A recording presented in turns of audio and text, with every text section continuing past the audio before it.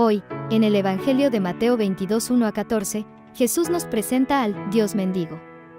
Sí, Dios mendigando nuestro amor para llevarnos con Él. Tanto mendigar, y al final acabó en la cruz hecho un pordiosero. Y en la cruz, Jesús pide al Padre que disculpe a esos hombres tan difíciles de conquistar. Desde el día de la cruz, el cielo está de rebajas. Fíjate en Dimas, el buen ladrón, supo aprovechar las rebajas. Señor Jesús, hoy nos llamas a ser profetas entre los nuestros, a proclamar el Evangelio con amor, a invitar a todos a escuchar tu palabra, que es el banquete que nos lleva a la vida eterna. Nos dices, porque muchos son los llamados y pocos los escogidos, concédenos, Señor, la gracia de proclamar con fervor tu Evangelio. Concédenos la gracia de llevar a muchos a aceptarte como Señor y Salvador. Alabado seas por siempre, Señor Jesucristo.